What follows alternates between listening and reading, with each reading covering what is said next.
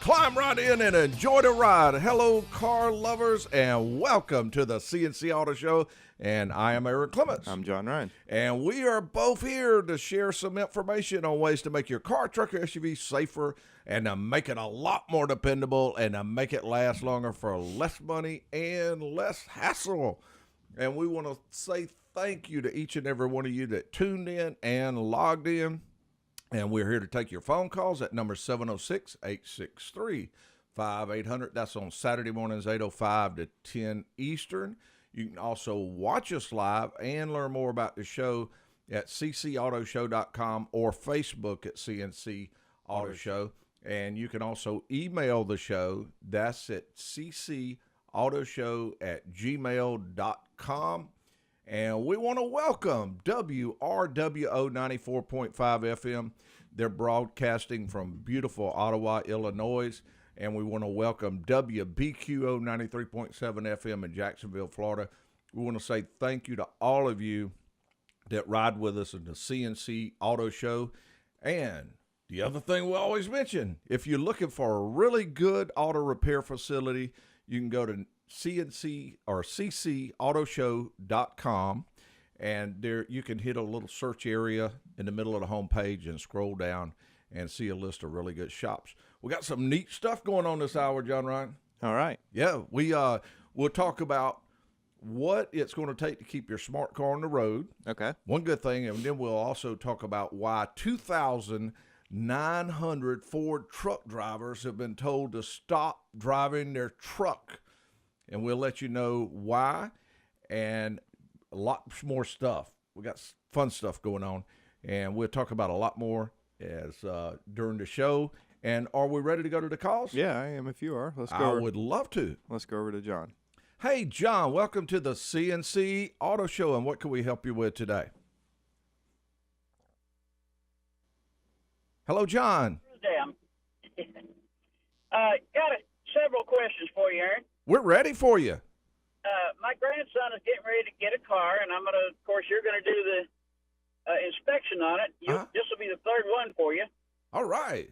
And I'm just wondering, used to, when you get a car inspected, they check the compression and, all that stuff. Mm-hmm. What is entailed with all this computer stuff in there now? 45 miles per hour. You going 25? I heard your GPS, John. Yeah, I know. But what is involved in a present day pre-purchase inspection? All right. That's question number one. Uh-huh. Question number two, love to see C&C Automotive have a used car section, because I'd feel perfectly safe buying a used car from you guys. Yeah. And question number three, what brand of car would you recommend for your child? Oh, man, those are all great questions. Yeah. I tell you what, I'll do one or two, and then John Ron, I'll fill in the cracks. And then I might add some other stuff in there also. So we'll all join in. We'll come up with some ideas, because that's such a great question this time of year, because so many people in the springtime are buying their kids and grandkids and others a vehicle. And, of course, in my opinion, I just love to buy pre-owned cars because a lot of the depreciation is gone. Yep. You go buy that new one and you lose a lot of money right off the lot. You buy that good pre-owned car and you save a lot. And plus you don't get, you tend to get what you need instead of a whole lot more than you should get. And a break on insurance, too. Yeah. So I tell you, I'll just walk through the process of a pre-purchase inspection real quickly first. And what we always like to do is drive the car first with a notepad and with a pen. Yeah. And we always like to note things like a little star on the windshield. We always, does this right rear window work or don't work? Right. Does the heating work okay? When you cut the defroster on, does steam come out the vent? Or The sunroof's missing. Yeah, sunroof. And then once the car has been driven, that same person normally will bring it back and do a visual inspection. And the reason we do all this is a good pre-purchase inspection runs about $110. And that varies from shop to shop, but usually about 110. But let's say that they heard something in the engine that did not sound good or felt something in driving that was terrible. Right. If they can tell you that before you spend that money, you're way ahead. That way you say there's no if you see something that there's no need in doing a complete pre-purchase, do that. Yeah. So do the visual, and then once that visual's done and it passes that part, then that same person will do some certain things looking for things like flood damage. There's certain places you can look on a car that you cannot wipe off. Yep. It won't clean. Like under the dash on a lot of the dash structure. Behind door panels. Yeah, it's a lot more of a trunk sheet metal. area. There's places that a good technician can look and know that car has not been in a flood. And then from there, it moves over to the technician for the inspection. And they do things like check the front end and the brakes and the and all the other components. The normal stuff, yeah. And then find out the things that are due. Now, instead of a compression check, hooking a vehicle up to a good scan tool will let you know if all the cylinders are contributing the right amount to it. So they do that, and that sort of takes the place of a compression test. And what I tell people on a good pre-purchase inspection is don't get discouraged if there's a long list of things there. If they're all normal stuff, for instance, if you find the right window not working, you don't have to go get the right rear window working just because you bought the car and it don't work. You may not ever use your right rear window. It may not bother you. Say, well, I'm not concerned. But also, once you get this nice inspection made out, you can take that inspection list to the person you're buying it from and say, I like the car. For instance, a good timing belt job on some cars is $600 to we'll just say $1,000, yeah. If you take it out there and say, I like the car, but it's due for a timing belt, and they say and it's going to be $1,000, they may either knock that amount off or replace the timing belt for you before you buy it, so you won't have to spend that money. Yeah, it's no different than buying a house. If you go buy a house and the roof's about to fall off or it's old, of course, it's kind of a negotiation point. And now the question that you asked about selling cars, we would never ever want to try to sell a person a car that was looking for a pre-purchase inspection. To me, that's a little bit of a conflict of interest. If a person was bringing a car from somebody else to bring it into the shop for us to check it out, I would check it out and would never even dream of saying, hey, we have this car for sale. Right, yeah. But if someone was to ask and there was a car there for sale, if they were looking for one, I would feel fine telling them. So that's a careful thing that we have to work with. Yeah, and the best car that I like is one that's safe and also that the person driving it likes. You don't want to get a teenager a Volvo that's got a big 4-door because it's extra safe. There's a third thing that you normally add to that, and the best car is the ones that paid for. Yeah, and the one that's paid for. That's the number one. Yep. So did that answer most of your questions, John? And he actually dropped off just a few minutes ago. Oh, okay. But I think we got every question he asked. Okay, so we did it. Was you going to add anything into that? The only thing I was going to add was just more specific on his compression test. He's right, of course. I mean, obviously years ago we did do a manual compression test, but with vehicles now, they're electronically monitored so close that if an engine had typically, if it had lower compression, it would set misfire codes. It would set other issues. Some vehicles even set a contribution code. So I guess to answer that question, the reason it's not done every single pre-purchase is because the car's computer kind of keeps up with it. Now, if it was a vehicle that we were doing an inspection on and it had a misfire on that cylinder, it would be standard procedure to go ahead and do a compression test. Yeah. But and that is a point if a vehicle is being sold in an area with an emission testing or plan to take it to a place like that, you want to make sure that it would pass emission tests. You don't want to buy it and find out it needs a lot. And even there, a lot of times a technician can go in and make sure every monitor test has been ran. For instance, if you're looking at this car and they just cleared the check engine light, it will say monitor's not ran, and you might buy it and then the check engine light come on. Oh, exactly. Hey, it's time for a break. When we return, we'll tell you why certain Ford truck drivers have been told to stop driving their trucks. And later we'll mention which car won North American Car of the Year. All that and more with the C&C Auto Show as soon as we return.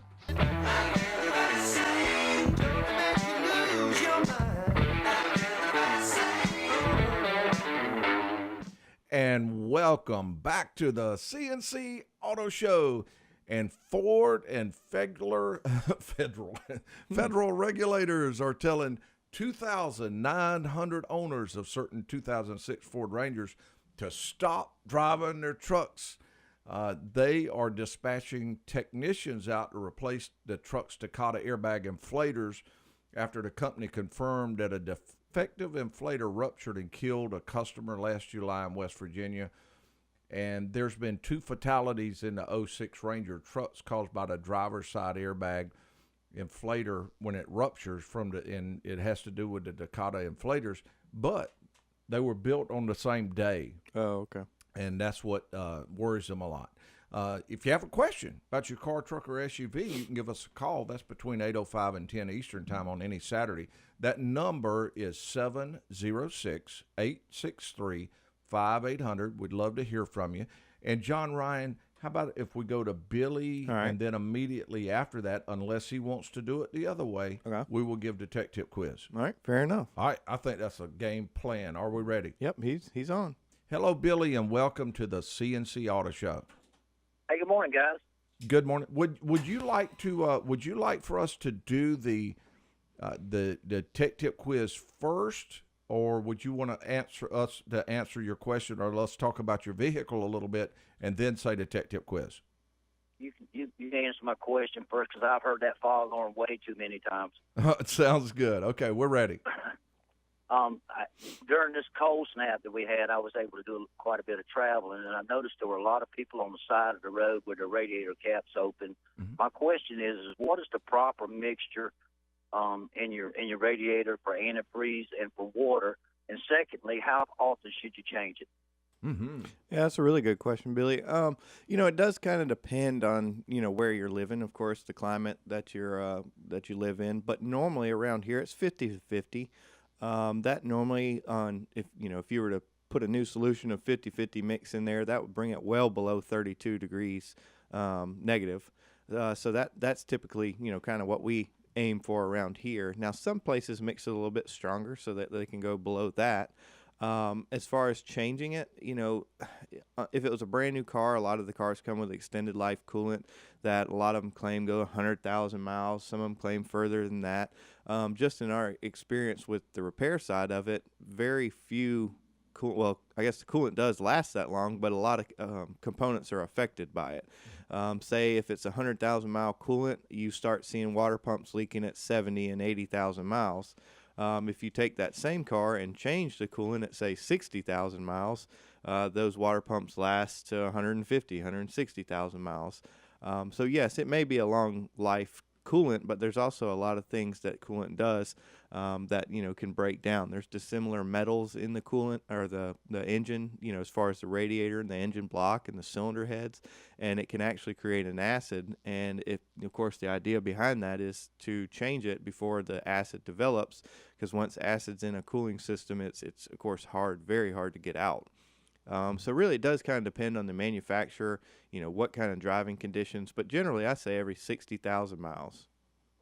So just opening up the petcock on the radiator and draining out the water and antifreeze and changing it there, get it out of the block and the heater coil and stuff. You really need to get it all out, right? That's right. It's kind of like the transmission service that we've mentioned before. If you did it that way, which of course generally is a way that a lot of people do it, you're really only getting probably 50% of it out.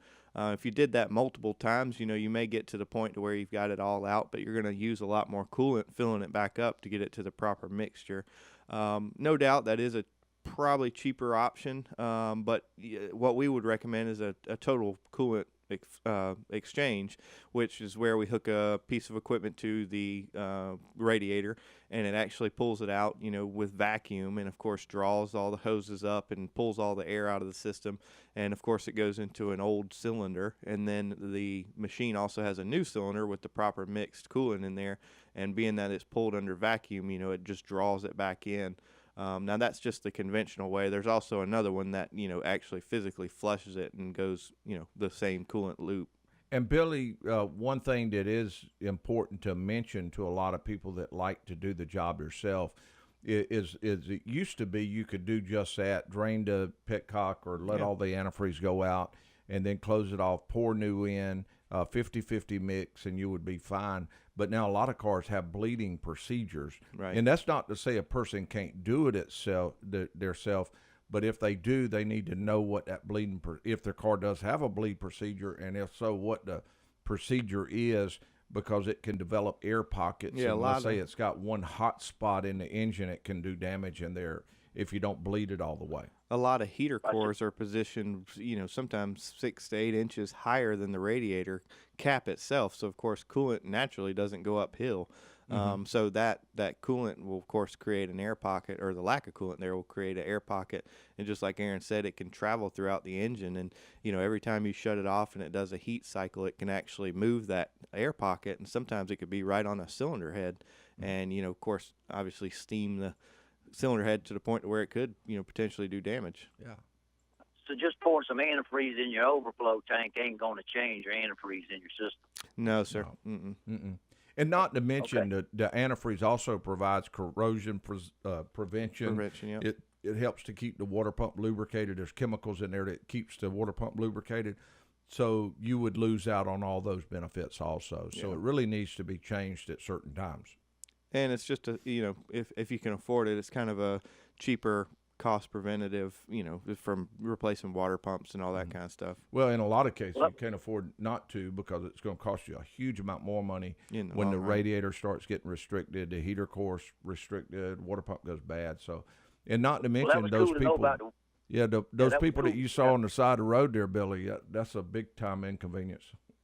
Oh yeah, and that was cool to know about the water pumps. That if you change the antifreeze, your water pump will last longer. It does. I'm gonna make sure I do that. Yeah. I mean, it's really proven. Yep. All right, throw the tech tip quiz out there, and I'll call you back. I'm gonna do it. All right. All right, Aaron, you got about a minute left. You want to read it? Yeah, I tell you what, everybody knows what you win. You win the wonderful I answered the Tech Tip Quiz golf shirt and a lot more. Barry owns a 2015 Land Rover. He loved the car, but he did not like the stereo. He decided to install a new stereo himself. He removed the console to run the wires and did something, and ended up costing him over $3,000. What did he do as he was installing the stereo that cost him over $3,000? And if you know the answer, give us a call, and you could win some really neat prizes, including that I answered the Tech Tip Quiz golf shirt. And Billy's Land Rover. And it's time to take a real quick break. When we return, we'll have a lot more information about your car and ready for your questions. We'll be back.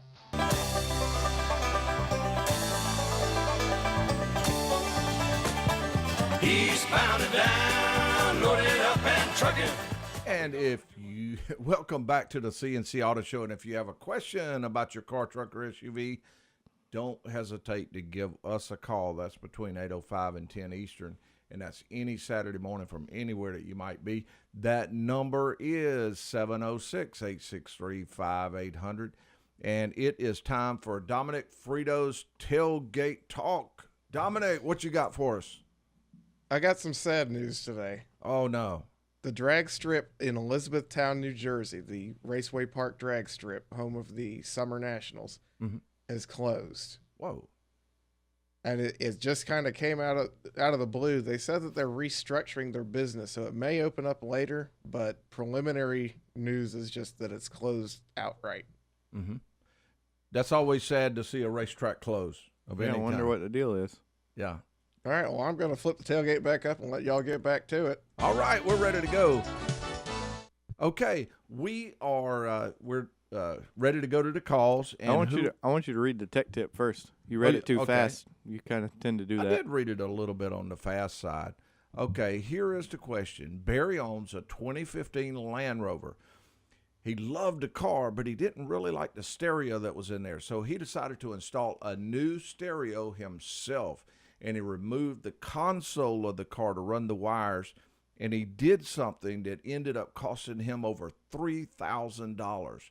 What did he do that cost him over $3,000? And if someone knows the answer to that, they end up winning a prize that is really worth more than that because of the prestige and all of the things that go with it. All right, we're ready. Let's go to Tony. Hey, Tony, welcome to the C&C Auto Show, and what can we help you with? Well, on that tech tip, you got me to thinking about it. Hold on. If you're going to answer the tech tip quiz, we're going to need to put you on stage. Hold on. Tony, you are officially on stage, and we are ready for you to tell us the answer. Well, that horn got me all wound up. I'm ready to go now. All right. So I piddle with cars like most of us that listen to your show, which I really enjoy your show now. Thank you. But one of the things that just kind of terrifies me every time I go, especially to do electrical work on any kind of a car, and something that gets as in-depth as pulling the dash and whatnot out of it, is the airbags that are in it. And I'm figuring this boy got in there and tripped the airbags on the thing, and I bet it was exciting. Whoa, let's run that past the judges, because the judges, they all have the answer to the tech tip quiz, and they know what it is. So they will weigh that out real quickly, and we're waiting for them to hold their little hands up. And, oh, wow. Tony, they are going wild. The judges gave us the thumbs up. All of them, That's great. or actually all of him. That is Whole forearms. great. That is absolutely great. You know, it really is. That's one of those safety things, and you read it all the time, every time you're doing something. And boy, I'll tell you that I can only imagine if you had your, hopefully you'd have your backside to wherever the airbag was at when that thing went off. That has to be absolutely terrifying. Well, Tony, what can make it worse too is say you had all the tools that you were removing the dash and whatnot on the dash, and then the airbags blow. Well, oh my goodness. Yeah, and here's what happened.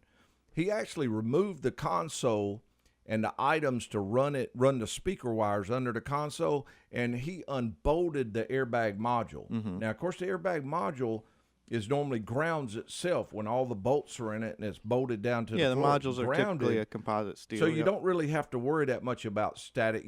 It's good to keep static electricity away, and it's also good to deactivate it. But it's not near the big deal. But if it's ungrounded and static electricity from your finger, and what he did, he unbolted it. He really didn't even know it was an airbag module.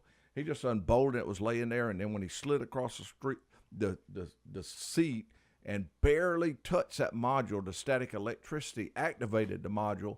The airbags went off, and the $3,000 actually included a new pair of underwear. No, that's a good deal. Yeah, it did. So the tip to this is to be careful around airbag systems. Deactivate the system according to the manual. A lot of them will just tell you to disconnect the battery for a certain number of minutes. Other ones you go through different procedures, but know how to deactivate that airbag. And but also assume that it's still active. Right. When you're and working don't with just disconnect the battery and immediately go to work, because there's also a battery feature, charge stored in there.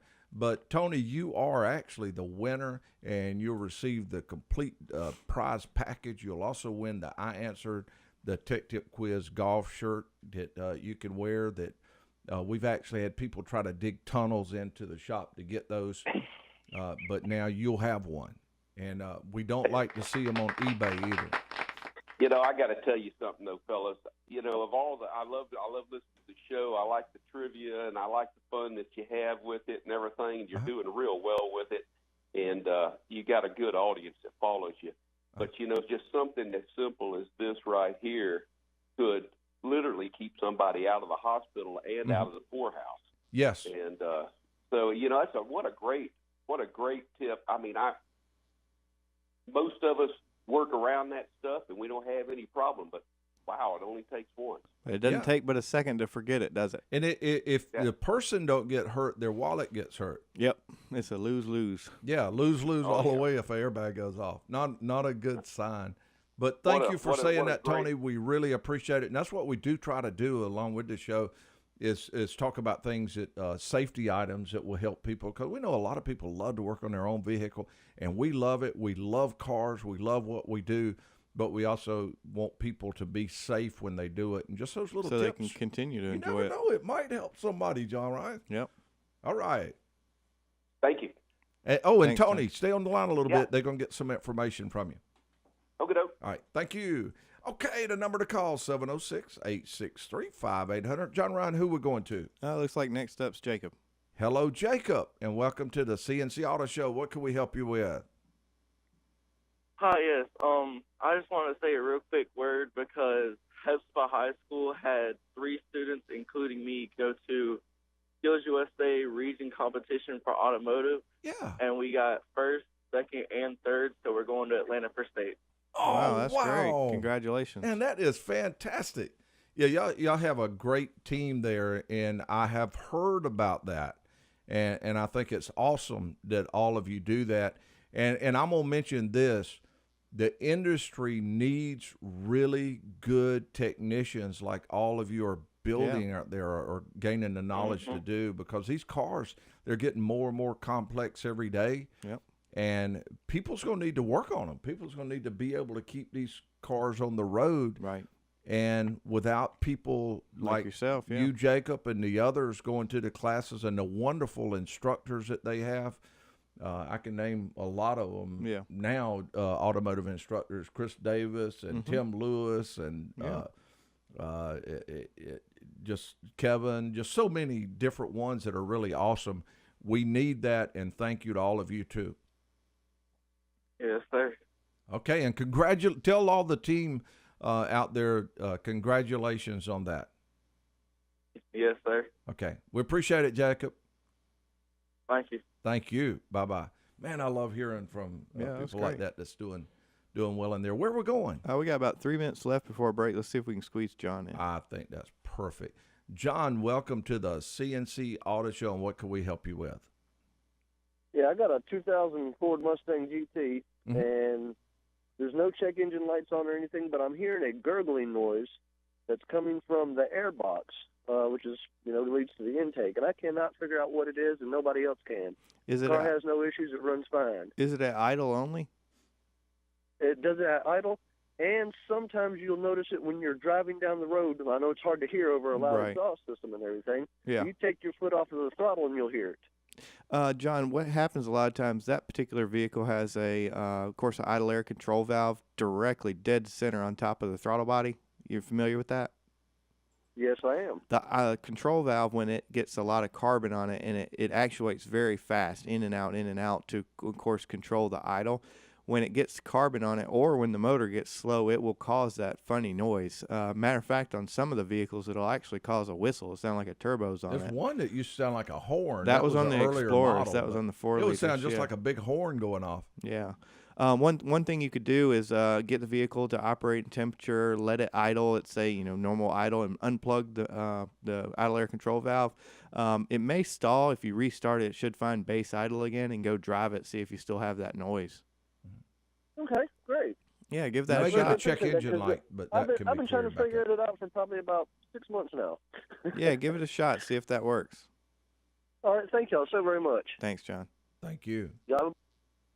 Okay, the number to call is 706-863-5800. But it is time to take a real quick break. That's B-R-A-K-E. Nah. When we return, we'll be looking for your phone call, 706-863-5800. That's Saturdays, 8:05 to 10 Eastern. Plus, we'll tell you which car won the North American Car of the Year. That and more as soon as we return. I've been driving all night, my hands wet on the wheel. There's a voice in my head that drives my heel. It's my baby calling, says I need you. And we are back with you with the C&C Auto Show. And we were going to tell you who won the North American Car of the Year. But I tell you what, the first person that calls in and tells us who won Google the answer. North American Car of the Year will get a C&C Auto Show hat, and they will be considered a semi detective quiz winner. But actually, it's So it's a car, though, correct? it is a car. Okay. Absolutely is a car. And we will be looking for those phone calls on someone. A lot of calls coming in, and we're going to see who will be the winner. In the meantime, I'm going to expand on something the gentleman Jacob mentioned a little earlier about automotive technicians of the future. Yeah. It is going to be huge to have more technicians to come in. I mean, a lot of these cars that we're working on, they have 50, 60, some 80 onboard computers, and they're all networked together. They're talking to each other. They're sharing sensors together. You have your your what was it I was driving for yesterday? A collision avoidance blind spot indicator. That I monitor. test drove one yesterday. There's so many options like that. It's hard to keep track of. Yeah, there's so many things, park assist and all of this stuff.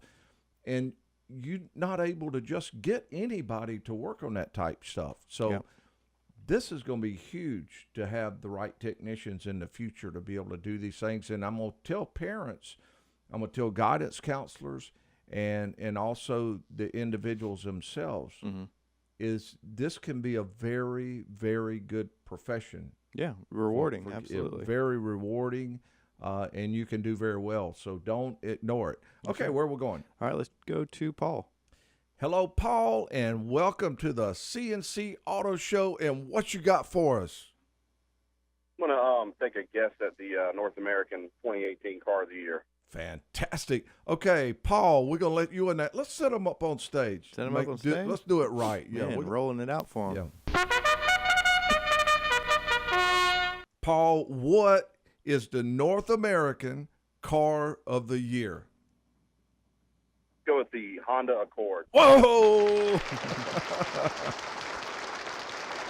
You are correct, Honda Accord, and that has been a very long-lasting car and considered a car of the year many, many times. Absolutely beautiful car. They drive good, they look good, and do well. I know y'all had one in the 90s and still talk about it. We did. We had a Honda Accord, and we keep our cars a long time. Paul, when we buy a car, we get married to the car. Yeah. I think we had that Nothing wrong with that. Yeah, 10 or 12 years. And I think we had a minivan after that we kept for 10 or 12 years. We keep them a long time. Yeah. We take care of them, but they last us, and we just don't have any problems when we get one like that. But, Paul, you're correct. And did you already know that, or you had to do some quick research first? I actually heard it on the WGAC Morning News. Mary Liz Nolan reported it a couple days ago. Oh, fantastic. So that is great. Honda, and that stuck in your mind, and you were prepared when we asked the question. I think she gets a hat too then. She does. I think she really should get that. There you go. Paul, thank you very much. And if you stay on the line, we'll get the information and tell you how we'll get your hat to you. Great. Thank you. Thank you very much, Paul. Okay, and speaking of news, one thing I heard, I didn't have any paperwork on this. Yeah. But a gentleman, this was somewhere in the Northeast. Okay. The gentleman had an accident, and he had been drinking, and he went into the ditch, but he wasn't hurt at all. Okay. But when the officers got there to try to help him or find out what was going on, he had blood all over his face, and they were worried because he was hurt in the accident. Well, as it turns out, he was drinking and was intoxicated. Okay. So he beat himself up with his fist. So that like when the officers got there, they tended to his injuries and took him to the hospital. And I know you said that's stuff. a story, but it sounds more like a tip. Well, no, the officers discovered that something didn't sound right or wasn't right, so they started pursuing it and found out that he punched himself in the face after the accident so that they would help him. He didn't look like Jim Carrey, did he? Yeah, that's what I was wondering. Jim Carrey in the movie, what was that, Liar, Liar? Liar, yeah. And Jim was in the bathroom, and he beat himself up so he wouldn't have to go back into the courtroom. Yep. And they come back, and the guy walked in and said, "What are you doing?" He said, I'm beating my beat out of myself. Yep. So I thought that was pretty good. So you can get some really good stories and be prepared when you're on the news on different things like that.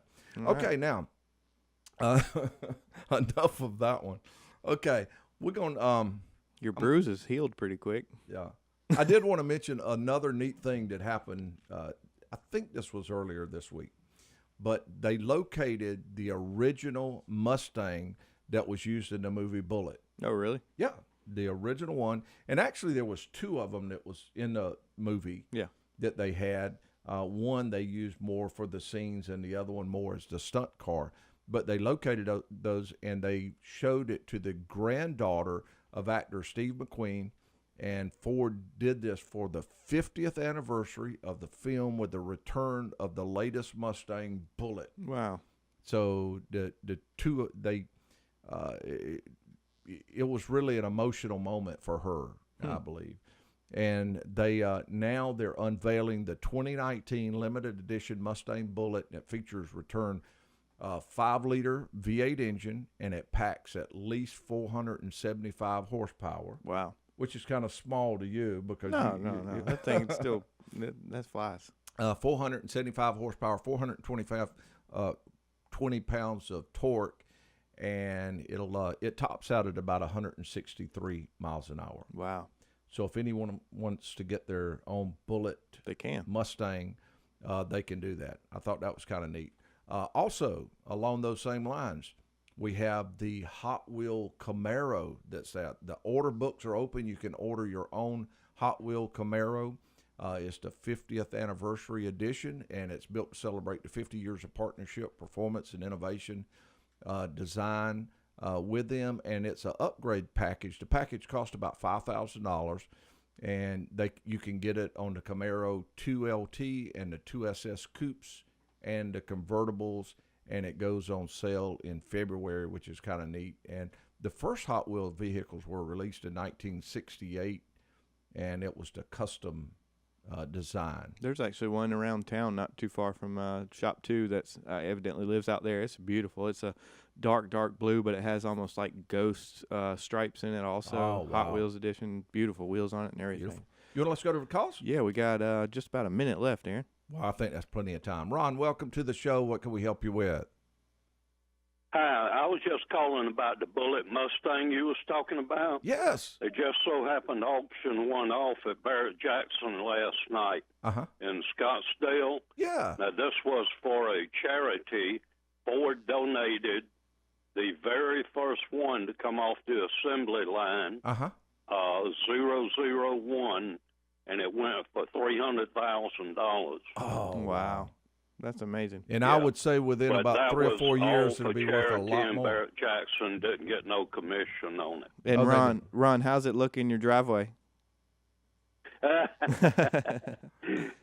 you would sponsor me, I'd love to go out there and buy a few cars. That would work. Well, we appreciate Just give it, me Ron. a signed blank check. Yeah. They having some beautiful cars on there.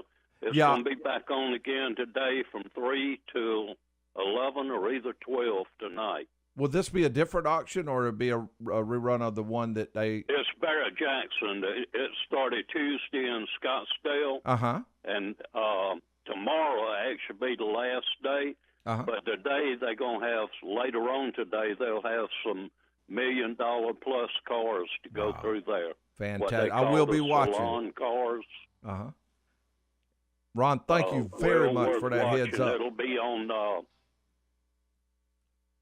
Yeah, and we will be watching. Okay, we're on E. Time to pull over, but we'll be back on the road in no time. I'm Aaron Clements, co-host John Ryan Mooney, our show producer Dominic Frito, Sandy Klein, technical engineer Zach Llewellyn, and we all appreciate you tuning in to the C&C Auto Show. Live from the Car Care Studios, it's the C&C Auto Show with your personal on-air and online automotive service advisors, Aaron Clements and John Ryan Mooney. So climb in, buckle up, and enjoy the ride on the C&C Auto Show. And jump right in here, car lovers, and welcome to the C&C Auto Show. I am Aaron Clements. I'm John Ryan. And our goal is to give you some great information on ways to make that car, truck, or SUV safer, more dependable, and to make it last longer for less money and less hassle. And we want to say thank you to all of you that tuned in and logged in. We're here to take those phone calls, and that's 706-863-5800. Saturday mornings, 8:05 to 10 Eastern. And you can also watch us live on Facebook. That's C&C Auto Show on Facebook. And also you can go to ccautoshow.com. You can learn a lot about your car there also. We do want to welcome WRWO 94.5 FM. They're broadcasting from beautiful downtown Ottawa. And also we want to welcome WBQO 93.7 FM in Jacksonville. We appreciate all of you riding with the C&C Auto Show. And if you're looking for a good dependable auto repair facility, I can tell you where to go for that. That's at ccautoshow.com. Got a little search area in the center of the page. You punch on it, and you'll find be able to do a search of some automotive repair facilities. They're really nice people, and you choose the one that you like. You'll have a lot to choose from in most cases. And we have a fun show going on today. We got all types of different information going on. And during this show, we'll tell you what car will not have a steering wheel or pedals coming up. Now, that's going to be weird. And we'll cars to come, what we're wondering, we'll address the question, will cars be coming that have made in China wrote on them? Or in the sticker when you open the hood. Oh, okay, manufactured by China. You know, okay, you gotcha. look at your cell phone, you look at all these other things that says made in China. Right. Will your car have made in China on it? Well, now that's a big question. And we will be prepared to give you information on that. And also, we're prepared to answer your question. And again, that number, 706-863-5800, Saturdays, 8:05 to 10 Eastern. And if you've been told that you got a little noise, you need a fluid flushed, or you're wondering when to do this to your car or certain things to your car, you can give us a call. And we always like to start out, though, with a tech tip quiz. What you got for us this week? All right. And the winner of the tech tip quiz will receive the prize package, which includes the I Answered, the tech tip quiz, golf shirt, and lots of other items in there. Billy has a 2018 Jeep Wrangler, and he pulled into Best Buy and parked too close to another vehicle. And when he came out, he had to put the car in four-wheel drive to get it to move. Why did he have to put the car in four-wheel drive to get the Jeep to move? And so if someone knows the answer to that, they could be the winner of the nice prize. And John Ryan, it has been a very busy week. I'm going to mention to the listeners, because a lot may not know, that this show is actually done live in an automotive repair facility. It's actually above an automotive repair facility. Just above an automotive repair facility. And the two of us, now you, of course, work at a other different location, but the two of us are in shops all day long. And we're working on cars all day long, and we're actually seeing the problems that we talk about. We see them when they come in, and a lot of times we're talking to the customers about the problems that they have, and they're asking us the different questions about their cars. Yeah, the issues that it have. We're kind of in the lucky seat, really, because we get to talk to the customers and kind of figure out what's going on with the vehicle, and then we get the fortunate side of it, get to talk to the technician and see the repair and what's all needed and how it's fixed, and then again get to tell the customer that we're able to fix it. Exactly, and that's one of the ways that we know the answers to a lot of questions, because we're dealing with this all during the week, and we're talking with the different people all during the week on what's going on. About different questions and problems they have, and even the maintenance side of it, too. Yeah, and more, it used to be most of the questions that we would get that people would ask about the cars, when to change this fluid, or we would get into different things like alignments and tires and brakes and all that. More and more, we're seeing more cars that we're programming blind spot indicators on these vehicles. Or even something as simple as programming a key fob. Key fobs. Yeah. And that has made me wonder a long time, and I'll go ahead and mention this to a lot of people. I think we got some calls coming in, too. Yeah, we do. When that little signal comes up on the dash that says RKE battery low. Yeah, the key fob battery, it's serious about that. It is, and it'll play it for a while, but eventually, when that does happen and it goes dead, you probably won't be able to crank the vehicle back up. Yeah, that, let's just call it a $10 battery is going to cost you a wrecker fee, a towing, maybe even diagnostics if it ends up, locking the modules up as far as the trouble codes, no access. So that cheap battery can cost you a lot of money in the long run. So. And we had one towed in this week just for that. Yeah. We can try. We can try and go to the phones. Let's see. The phones were good. About there we go. On my F-150, Welcome to the C&C Auto Show. What can we help you with?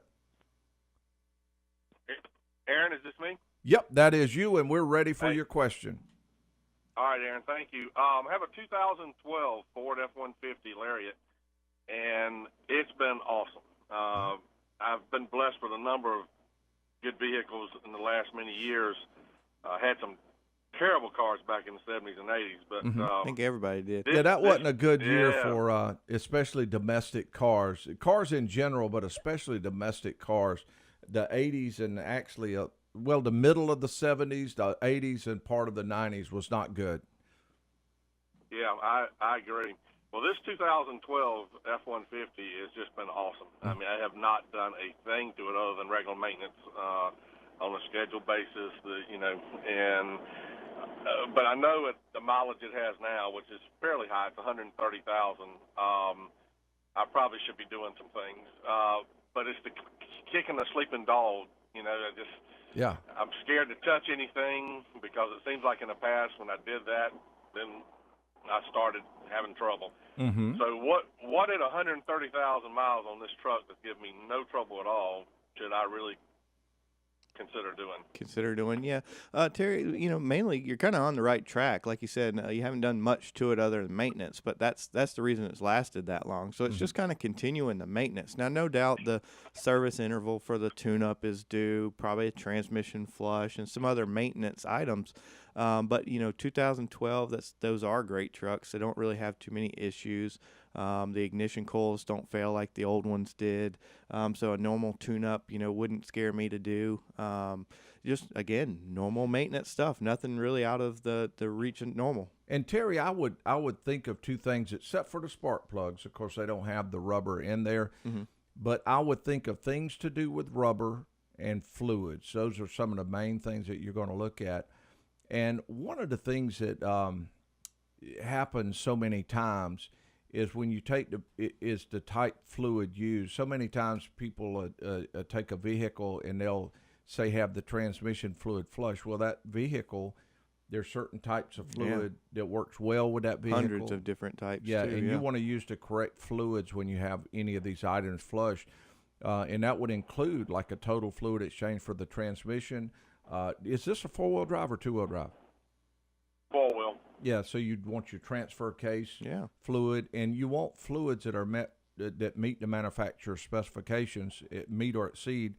And then also you have the rear end fluid. John Ryan mentioned tune-up. You'd want to flush your coolant system, make sure it's good, power steering system. And if you do all these and they're done the right way, there's no way it can help but make it last longer and be a benefit. But I know what you're saying. You hate to touch something that's working well, but I believe it'll be to your advantage to go ahead and do those things and do all the preventative maintenance. And I'd recommend taking it to a shop, letting them do a complete checklist on it, put the items in a priority list, and then that way you don't have to do them all at one time if you don't want to. So that's the direction I would go. Okay. Well, I may swing it by then and have y'all just do that, and then it'll be like eating an elephant, I guess, one bite at a time, and do what I can first. But, the Lance Ford truck I had. Hey, Terry. I actually went over. Yeah. Would you mind if we put you on hold just for a second? No, that'll be fine. All right, we'll be right back. Just an old half-ton short bed Ford my uncle bought new in '64. Daddy got it right because the engine was smoking. And welcome back to the C&C Auto Show. And Terry, welcome back. Also, you were mentioning something else about your Ford truck, the one that you love so much. Well, I was just going to say, sort of a testimony to what you and John Ryan's been preaching over the years, that regular maintenance. The truck I had before this one was a 2000 Ford F-150, and just doing regular maintenance on it, I sold that truck at 320,000 miles, and it's still on the road to the person I sold it to. And, I suspect this one may, with regular maintenance, go as far. So I think you do the right thing by preaching that regular maintenance. And we do that from actually seeing it ourselves. Well, that's what I was going to say. That's one of my favorite things. Everybody's always worried or says, why do you, drive your truck so much? It's racking up miles. I want to see how far my truck will go. I really do. Anytime I have the opportunity to drive, I drive it wherever it is because, I want to see how far it'll go. I was driving one of the vehicles, shop vehicles home last night. And, this was night before last. I drove the Prius home last night. But but when I drove it, I looked down and this little Ford Explorer Sport Track. Yeah. 288,000 miles. Yep. The car still drives. It still looks good. It's a good-looking truck. It still drives good, and I don't see a reason why it won't go a lot longer than it is now. Right. So you're right. Just keeping the basics Yeah. up. And usually, if you hear somebody, they say, "Well, I always have trouble. Always have trouble." Not always, but a large portion of that time has to do with just not doing the maintenance on the vehicle. Yeah, I agree. Well, y'all do a good job. Keep it up, and we'll talk to you later. Terry, thank you very much. And that was a great call. We appreciate it. Okay, and another thing, now, John Ryan, this is something I've noticed over the years also, and this is this part's a little tricky to mention, but I'm going to go ahead and do it. What's that? I have noticed that a large portion of cars, and this by no means is all of them, but I would say that a good many cars that I see that had been involved in accidents right, that we're repairing have tires that are worn completely out. You know, it's funny. We've talked about that probably 2-3 years ago, and we almost did like a little study on it, and I would say probably 80% of the vehicles that were, normal collisions you're right. I mean, just bald tires. What it amounts to is when your tires are worn down, your stopping distance is a lot longer. That's right. And I don't know how, I don't care how good your ABS system is. I don't care how good your blind spot monitoring system, all of that stuff works. All of that stuff's going to do is stop your tires. That's right. It's not going to stop your car. Yep. So same for ice and snow and all that. Yeah. Same if the scenario. car, if the wheel stops, but the car keeps going, you're not really doing anything. Yeah, you really hadn't gained a lot, and a lot of times it even go more. So I think that also it helps in that department. I believe just 2 items, not texting and driving and keeping a good set of and tires. Definitely don't watch videos going down the road or anything like that, too. That would be bad. Yeah, it would. Now, nope, next. I'm not going to say anything at all.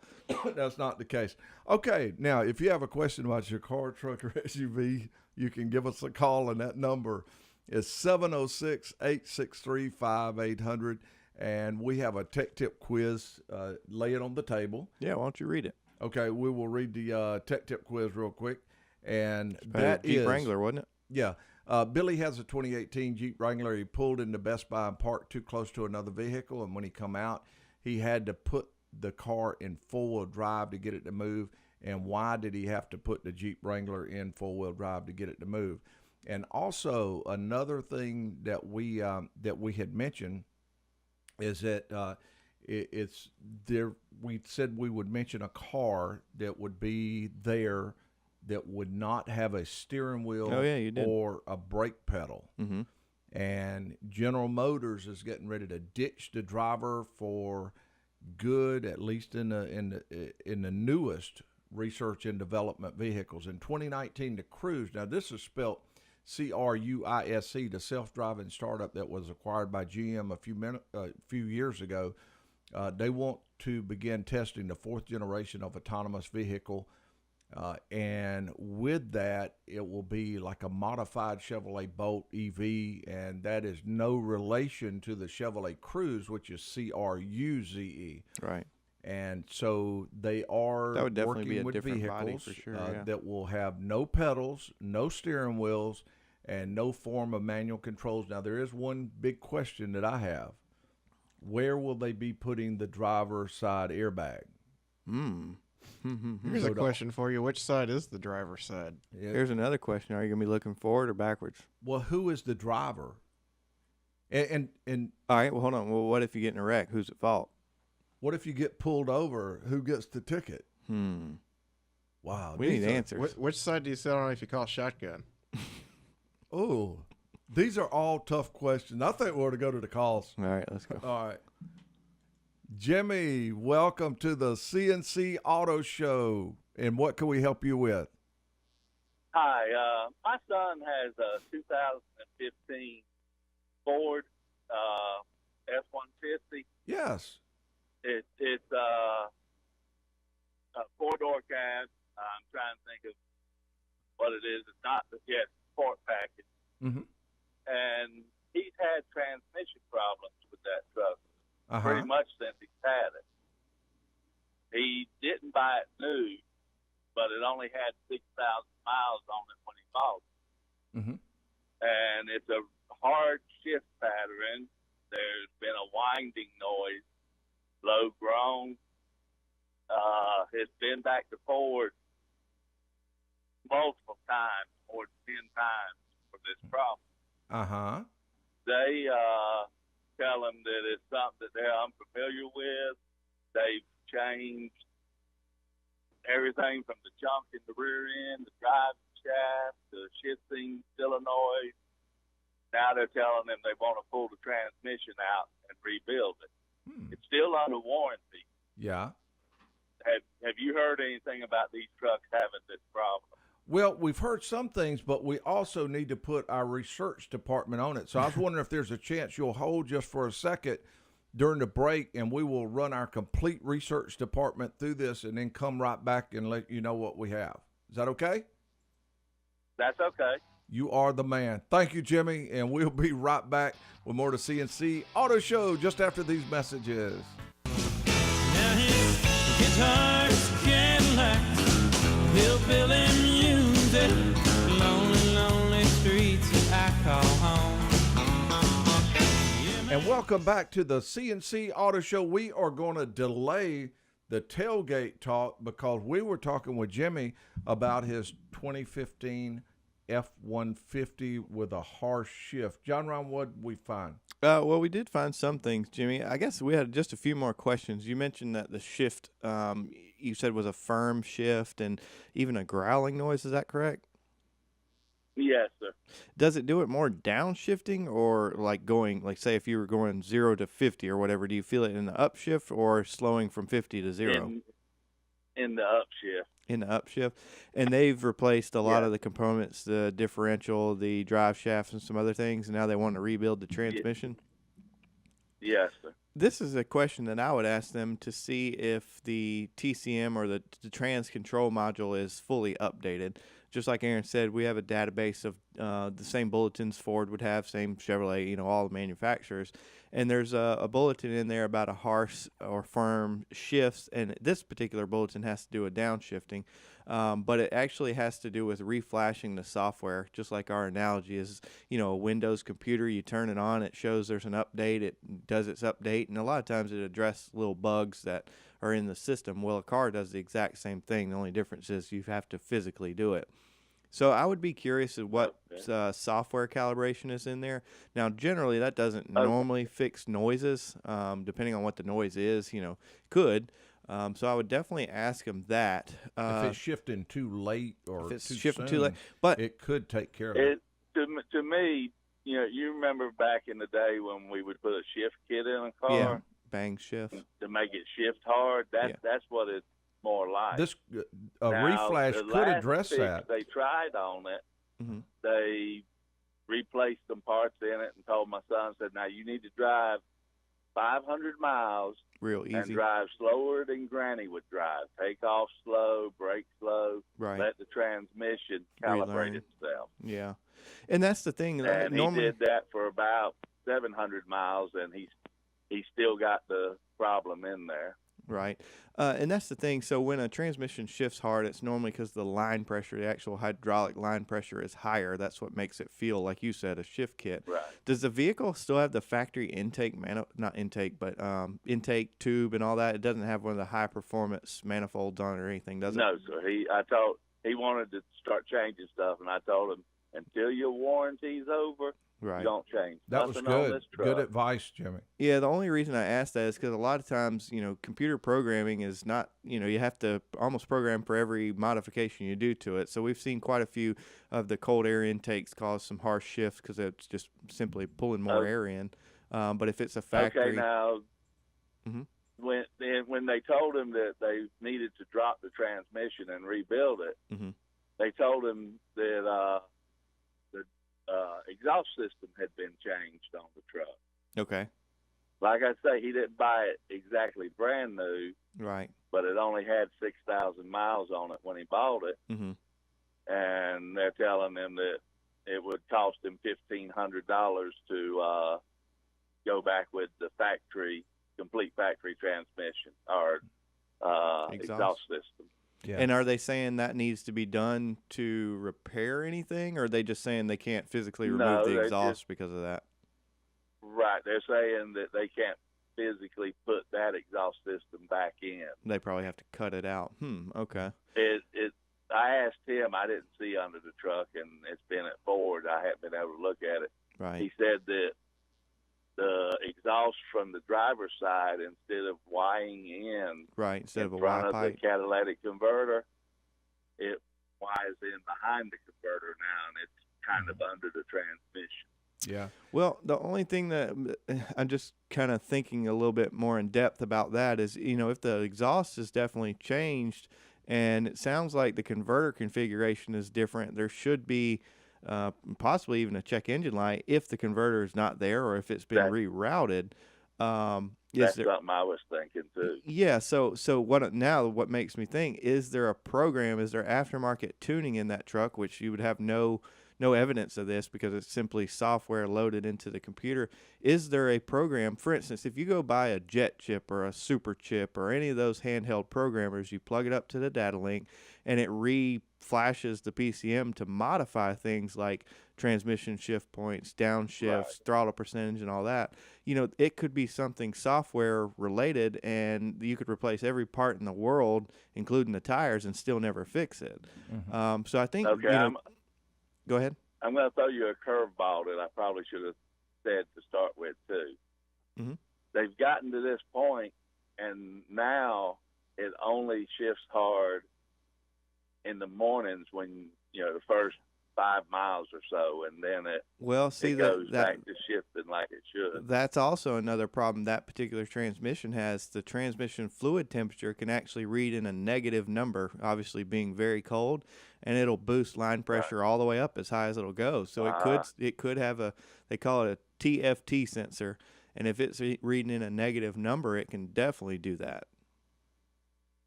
Okay, because he's about at the point that he's, I think it's a good truck, but he's wanting to do something different, trade it and lose money and get another truck. Right. Yeah. If somebody changed that exhaust like that, there is a high probability they did other things, and what I've mentioned to John Ryan a lot of times, and what I say is, whenever you change it from the factory, there's going to be some side effects somewhere in most cases. And in this case, it may be modified in a way to where it's causing a little bit harder shift, which may be what another person wanted to have. Exactly. But you don't want that. So I would say that he's scared it's going to end up tearing something else up. And then it'll be out of warranty. Yeah. Yeah. So I would consider, if you were going to do it, making sure the computer's reflashed. Then after that, having if you have to have the right exhaust put on there to make everything back to normal and them cover it. The only thing I do different, if there's a chance they would put a reman transmission in instead of rebuilding that one. That would be the only thing I'd do different. Okay. I appreciate your time and your suggestions, and I'll get with him. And Jimmy, something we always ask is let us know kind of the progress of it. As time goes on, let us know how it turns out. Yeah, like I say, it's been at the dealership. They're the only one. That's who he deals with on his vehicles. Yeah, which is fine. Sometimes of course, I think he pays a little too much, but it's him. Yeah, and it's been there, I know, over 10 times with this transmission. This is the first time they've brought up any exhaust issues. Yeah, right. Well, give us an update. Yeah, let us know once you get more information. All right, I will. Thank you, Jimmy. Let me, I'm driving a dump truck right now, but I've been sitting on the side of the road, so let me get back to work. Sounds great, right. Jimmy. Thank you. Be careful. Yeah. All right. Bye-bye. Bye-bye. Okay, number to call, 706-863-5800. We will go to our Tailgate Talk, and then we'll go to Ellie. Aaron, got another news story for you. This one's coming out of Saudi Arabia. We're going international. All right. There we go. Saudi Arabia is holding their first women-only car show. Uh-huh. And this comes after the Crown Prince of Saudi Arabia revoked the ban on women drivers in September of 2017. They're holding this car show at a mall that pretty much the entire staff of all the stores in the mall is women. Apparently, Saudi Arabia's car industry is worth $20 billion a year, which I think that's, 200 cars over there? Yeah, about that. Because it seems like a lot of cars over there are the higher-end supercars, the Bugattis and the Lamborghinis and those sorts of cars. But this was going to be more Nissans, Toyotas, something a little bit more fuel efficient. All right, fantastic. Progress being made there around the world. All righty. Okay, and John Ryan, where are we going? Let's go to Ellie. Hello, Ellie, and welcome to the C&C Auto Show. What can we help you with? Hello. I called a couple weeks ago. I have a 2002 Jeep Liberty Sport, and it was stalling out at red lights. It would just cut off. I could start it right back up, go on my way. So I had a tune-up. Well, I had a tune-up. It's still stalling out, but they found a crack in my radiator. So I have to deal with another problem when my initial problem still exists. Okay. Yeah, that definitely can be frustrating because you definitely want the cooling system to be functioning properly so you can properly diagnose the vehicle. Unfortunately, the two won't be related, though. Like you said, of course, you have to address that issue before you can spend the money on fixing the stalling issue. Yeah. Now, with the stalling, we do have some ideas of different things that could be there. Ellie, would there be any chance you could hold just for a little bit and let us come right back and give those ideas? Sure. That is great. Okay, we are going to take a real quick break. When we return, we'll be talking with Ellie about her Jeep Liberty. That and more as soon as we return with the C&C Auto Show.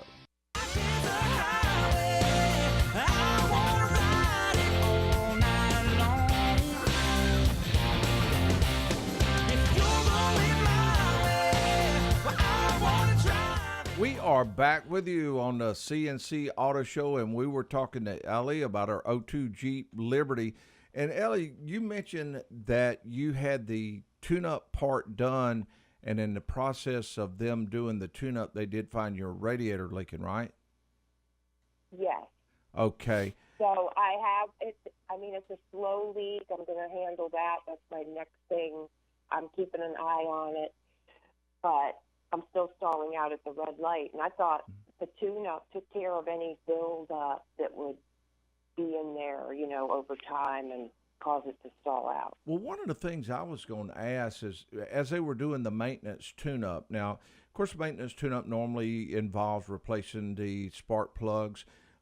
They normally clean the PCV system, normally reset the idle strategy and the short-term, long-term fuel be memory. Careful saying that. That's what we would normally do. Not everybody does exactly. that. And get everything back to ground zero because, of course, the engine or the computer don't really know you had a tune-up until you tell it it's had a tune-up and reset everything.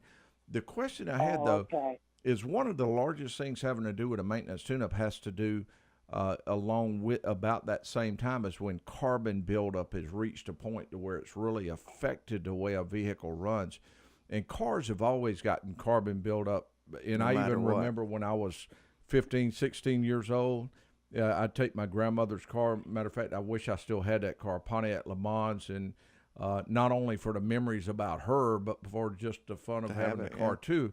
But I would take that car down I-20 and press it and wear it out, and I mean, I would hold it to the floor for a period of time, and then I'd see all this smoke, and you couldn't hardly see behind the car because she didn't drive real fast, and it would build up the carbon.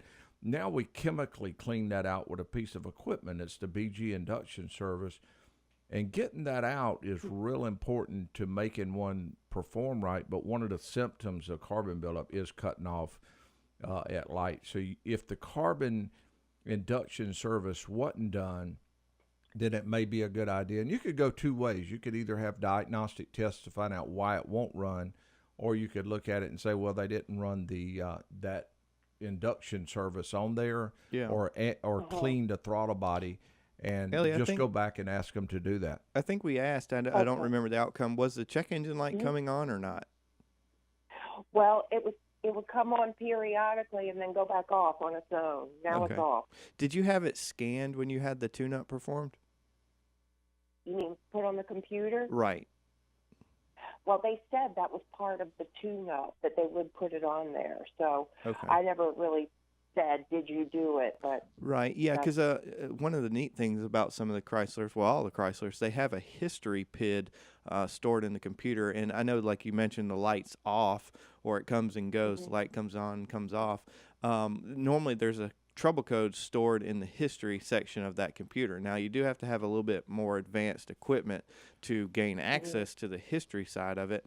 And a lot of times that can kind of tell a technician what route it's going, because maybe the vehicle's not stalling while they have it, but say it has a P0505 idle speed, lower than normal. Then they'll go down the route of the idle air control valve or something like that. Now, if it had a cam code, a P0340, and it was losing the cam reference, the camshaft position sensor is basically dropping out, that would totally indicate a stalling problem, and of course they would go down that way. So I think the two things, probably the radiator would be, of course, next important, because you don't want that to blow and cause the engine to overheat. But a engine performance diagnostics, you may benefit from it. Like we said, no doubt the carbon needs to be cleaned out of the engine, and very well could fix the problem. But you may spend money wisely, performing diagnostics. And I would leave that the person that did the maintenance tune-up, or the company that did the maintenance tune-up, I would ask them what they would recommend. Did they recommend doing a diagnostic test? Mention to them that you had the tune-up done, of course, and just let them know that it was cutting off before then, but it was due for a tune-up, which you didn't waste any money getting it tuned up if it was due, so that's the good thing. Yeah. But ask them, would they recommend doing that or an induction service? And then that way you'll know which way to go, because you do want to make sure you take the right path when you're looking for that. Mm-hmm. What's BG induction service? I thought you said that. That's a piece of equipment that we hook to the engine. And a lot of shops have that too. Yeah, a lot of shops have that. And it's a BG induction service, and it goes in with a fog. So it's got a little fogger that goes in through the inside of the engine, and it sprays a fog of chemical all through the combustion intake system, combustion chamber, exhaust system, goes past the oxygen sensors, and it's sort of like just cleaning the whole engine out and getting all that out. And then, of course, after that, if it's got a mass airflow sensor that can be cleaned, we'll clean that, and then also reset the fuel trims. And Ellie, if you want to learn more about that service, you can go to BG's website. They actually have really neat videos there kind of showing the process of each and every chemical and machine that they have. So it'll kind of show you exactly what Aaron just said, just of course on a video form. Okay. All right. Well, thank you so much, because I intend on not having a car payment for a long time. Yeah, so for sure. I'm going to keep this car on the road. Yeah, and it sounds like you're taking care of it, so there's no reason why you'll need a car payment for a long time. Mm-hmm. Right. Very nice. Okay, well, thank you. Have a good day. Thanks a lot. Thanks. And you do the same, and thank you. Okay, the number to call, 706-863-5800. Read that tech tip one more time. That's what I was thinking. I'm very surprised somebody has not got this tech tip quiz yet. Billy has a 2018 Jeep Wrangler. He pulled into Best Buy and parked too close to another vehicle, and when he came out, he had to put the Jeep in four-wheel drive to get it to move. Why did he put the Jeep in four-wheel drive to get it to move? What made him have to do that? That's pretty good. So if someone knows the answer. Okay, now the other thing that we had mentioned earlier in the show is that we would let people know if there's a chance a vehicle that they get may have a made in China sticker. Oh yeah, you did say that. That's right. And you very well may see a made in China sticker on a car now. You see it on everything else. So of course a lot of people probably wonder why they hadn't seen it on their car yet. And I'm not sure if there'll be one on your car, but cars are coming to America that are made in China. And Sweden's Volvo, which is now owned by Geely Auto of China, has shipped more than 1,000 copies of its S60 Inscription. And then Buick will import the Envision, and Cadillac announced that it will export a plug-in hybrid version of the new CT6 flagship sedan from China. Wow, they are coming. Ready to go to the calls? All right, let's go to Tom. Let's do it. Hello, Tom. Welcome to the C&C Auto Show, and what can we help you with? Well, I'm just going to take a shot at that tech tip. Is the tech tip quiz made in China? No. Okay. No, definitely not. That's homegrown. All right, sounds good. Okay, well, we are ready for you to answer. We're going to put you on stage first. Spotlights are on. Wipe that sweat off your forehead, and let's go. Oh, I'm going to mess this one up, but I've never owned a four-wheel drive car, but it occurs to me that if you're in tight spots and for some reason he can't back out of there, his front wheels are up against the parking block, and he was going to have to climb over that thing, go out forward, and go over the median or whatever to get out of there. Yeah. Actually, it wouldn't move, period. Nothing would move. Yeah, it was locked down in reverse. I mean, it just would not go. I can't figure that one out. When he put it in reverse. Now, I'm not, I'm taking that back because I'm going to have to research this. I'm not positive if he would have been able to go forward, but actually it was like a wall. It was like a big brick wall in front of him, so there's no way he could have pulled forward at all. But he put it and the Jeep just wouldn't go, wouldn't do anything. I mean, boom, stuck. Got me beat. Yeah. Well, Tom, don't feel bad. Me too. Yeah, John Ryan, maybe I tell you what, Tom, hang up real quick before John Ryan gets a chance to do it. Oh, no, he did it. That's okay, brother. I tried to save you, Tom. That's all right. I won one 2 weeks ago. I just haven't been down there. Fantastic. I'm okay. All right. So I knew you'd pull through it. Okay. Right, thank you. Thank you. Okay, we got some other calls there that no doubt some of them may have an answer to the tech tip quiz, but we are out of time. Time clock's on E. We need to pull over for now, but we'll be back on the road in no time. I'm Aaron Clements with co-host John Ryan Mooney, show producer Dominic Frito, Sandy Klein, technical engineer Zach Llewellyn, and we would all like to say thank you to all of you that tuned in, logged in, especially those that called in to ride with us on the C&C Auto Show.